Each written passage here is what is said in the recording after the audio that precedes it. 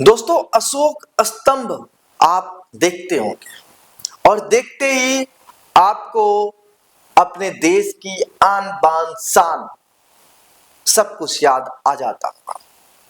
अशोक स्तंभ जहां आप देखते होंगे, कहते होंगे यार ये तो अशोक स्तंभ है। मतलब जब बच्चा जानने लायक होता है, पढ़ना शुरू कर देता है, तभी अशोक स्तंभ के बारे में जानना शुरू कर देता है। आपको बता दें कि नेहरू पटेल ने ही मतलब देश के पहले प्रधानमंत्री और देश के पहले उप प्रधानमंत्री ने इसे ही क्यों बनाया देश की शान, कैसे तय हुए थे नाम, नोट और राष्ट्रीय प्रतीक। नमस्कार, मैं हिमांशु मिश्रा, आप देख रहे हैं भारतीय टीवी। दोस्तों, 26 जनवरी 1950 की सुबह कोई आम सुबह नहीं थी। आसमान में कोहरा छाया था, हवा भी सर्द थी, लेकिन उसी दिन इतिहास के पन्नों पर भारत का सुनहरा सूर्योदय हुआ। आजादी के ठीक 2 साल 5 महीने 11 दिन बाद उस सुबह सिर्फ संविधान लागू नहीं हुआ था, बल्कि देश की पहचान से जुड़े नाम, नोट, मुहर, ध्वज और प्रतीक भी बदले गए थे। उस दिन सरकारी दफ्तरों और अदालतों की मुहर से ब्रिटिश राज का ठप्पा मिटा दिया गया, सेना के नाम से रॉयल शब्द हटा दिया गया, वर्दियों से ब्रिटिश क्राउन उतार दिया गया, नोटों पर छपी महारानी की तस्वीर इतिहास बन गई। By order of his majesty the king वाले लेटर हेड अब किसी काम के नहीं रहे। गॉड सेव द क्वीन के गीत भी धीरे धीरे भुला दिए गए। धीरे धीरे भारतीय सेना की वर्दी, सरकारी दस्तावेजें, मुहरों और नोटों पर अशोक स्तंभ चमकने लगा। ब्रिटिश फ्लैग, यूनियन जैक की जगह देश भर में तिरंगा लहराने लगा। लेटर हेड पर पहली बार गवर्नमेंट ऑफ इंडिया लिखा गया। राष्ट्रगान के रूप में जन गण मन और राष्ट्रीय गीत के रूप में वंदे मातरम को अपनाया गया। संविधान, अशोक स्तंभ, सत्यमेव जयते और तिरंगा यह केवल बदलाव नहीं थे, बल्कि यह घोषणा थी कि अब भारत एक नागरिकों का गणराज्य है। अब यहाँ किसी व्यक्ति का आदेश नहीं, बल्कि संविधान का शासन चलेगा। सवाल से शुरू हुआ था बदलाव। 15 अगस्त 1947 को भारत आजाद तो हो गया था, लेकिन सेना की वर्दी, मुद्रा, मुहर, ध्वज और सरकारी दस्तावेज अब भी औपनिवेशिक अतीत की छाप ढो रहे थे। आजादी के तुरंत बाद एक संविधान सभा में अब सवाल उठा, क्या भारत रॉयल क्राउन के प्रतीक से भी चलेगा? क्या आजाद भारत रॉयल क्राउन के प्रतीक से भी चलेगा? जवाब आया था कि नहीं, रॉयल क्राउन, यूनियन जैक और औपनिवेशिक प्रतीक स्वतंत्र भारत में नहीं रहेंगे। भारत ने अपने स्वदेशी और सभ्यतागत प्रतीक होने चाहिए। और खैर, देश की पहचान बदलने में समय लगा। करीब 2.5 साल इस बात को तय करने में लगे कि नए भारत का चेहरा ताज होगा या अशोक स्तंभ होगा। सरदार वल्लभ भाई पटेल का मानना था किसी भी राष्ट्र के प्रतीक जनता के आत्म गौरव का आधार होते हैं। अगर हम आजादी से पहले के प्रतीकों के साथ देश चलाएंगे तो जनता के मन में दास्ता नहीं जाएगी। राष्ट्रीय प्रतीक के किन नामों का प्रस्ताव मिला था, ये आप समझिए।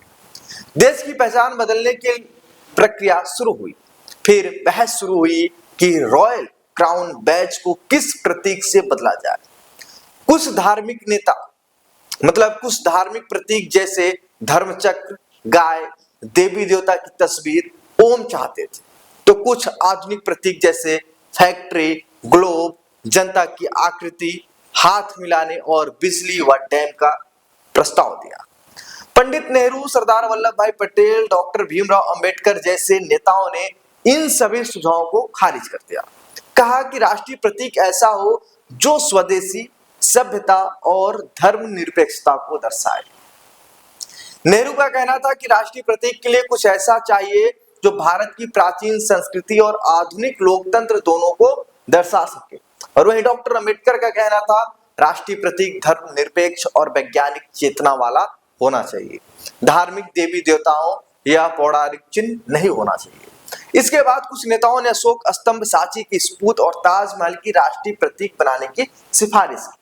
कुछ ने धान गेहूं की बालियां, हल के साथ बैलों की जोड़ी, हाथी, शेर और बरगद वृक्ष का प्रस्ताव दिया।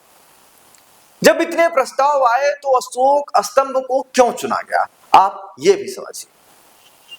देखिए, अशोक स्तंभ प्राचीन सभ्यता, नैतिक शासन और कानून का प्रतीक था।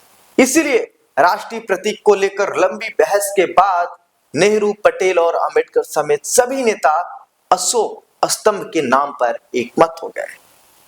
अब आपको बताते हैं कि कैसे तैयार हुई राष्ट्रीय प्रतीक अशोक स्तंभ की डिजाइन। देखिए, राष्ट्रीय प्रतीक के नाम पर जब सभी नेता एकमत हो गए तो अब डिजाइन पर काम शुरू हुआ। देश भर के कला स्कूलों से छात्रों और कला के विशेषज्ञों डिजाइन बनवाए गए, लेकिन कोई डिजाइन रास नहीं आई। अब आखिर में प्रख्यात चित्रकार व शांति निकेतन के कला शिक्षक नंदलाल बोस और उनकी टीम की राष्ट्रीय प्रतीक की डिजाइन बनाने को जिम्मेदारी दी गई। फिर 1949 में कागज पर जो अशोक स्तंभ बनाकर दिया, वही आज आप मुद्रा, सरकारी दस्तावेज और पासपोर्ट पर राष्ट्रीय प्रतीक के तौर पर देखते हैं। अब आपको बता दें कि अशोक स्तंभ पर क्या है और क्या संदेश देता है, आप इसको भी जानिए। देखिए, शीर्ष पर 4 शेर है, चारों शेर 4 दिशाओं, उत्तर, दक्षिण, पूर्व और पश्चिम की ओर मुख किए हुए हैं, यानी पीठ से पीठ सटाकर खड़े हैं।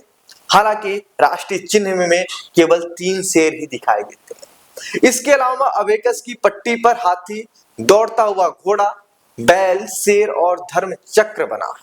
नीचे लिखा है सत्यमेव जयते, यानी सत्य की विजय होती है।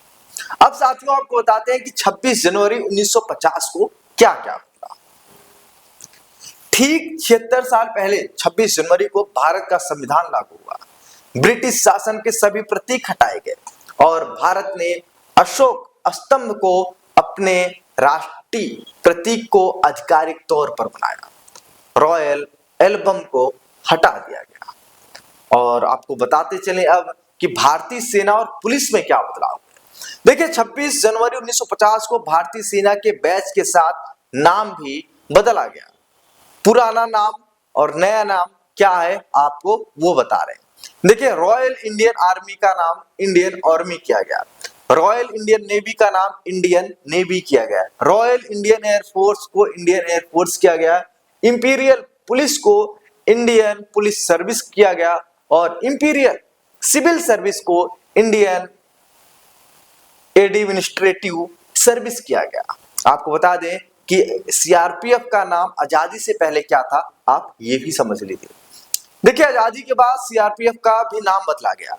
अंग्रेजी सरकार ने रियासतों में कानून व्यवस्था को बनाए रखने और विद्रोह को कुचलने के लिए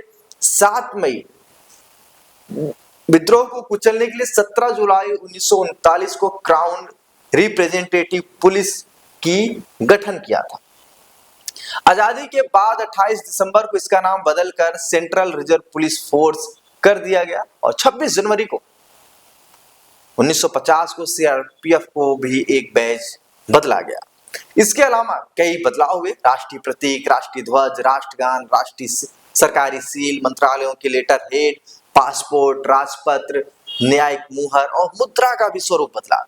इनमें से कुछ बदलाव आजादी के बाद हो गए तो बाकी 1950 से लागू हो गए।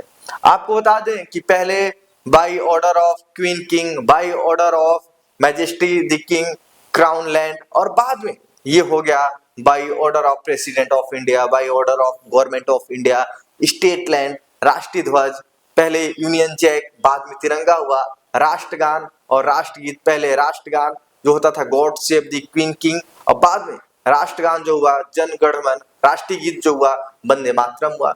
भारतीय मुद्रा में क्या बदलाव हुआ, आप ये समझिए। पहले लिखा जाता था किंग जॉर्ज वीआई की फोटो और किंग इंपेरियर लिखा रहता था। जैसे जॉर्ज वी किंग इंपेरियर, ठीक है। बाद में अशोक स्तंभ हुआ, गवर्नमेंट ऑफ इंडिया, भारतीय प्रतीक और सब भाषाएं लिखे गए। अशोक स्तंभ कब बना था आपको ये भी बता रहे हैं।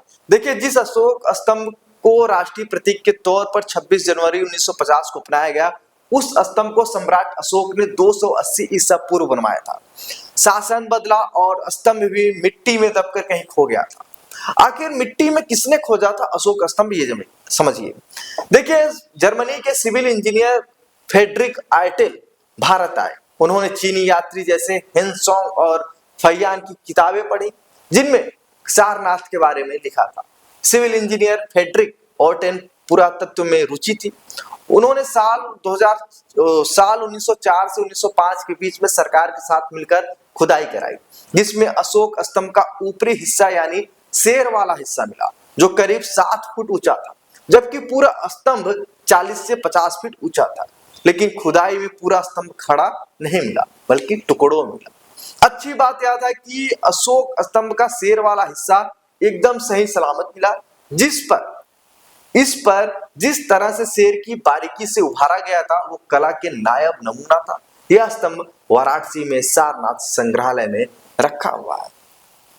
दोस्तों, ये थी हमारी एक विशेष रिपोर्ट जो भारतीय टीवी द्वारा तैयार की गई है, और इस रिपोर्ट में मैंने आपको बताया कि अशोक स्तंभ के साथ साथ 26 जनवरी 1950 को हमारे देश में क्या क्या बदलाव हुए थे। नमस्कार दोस्तों।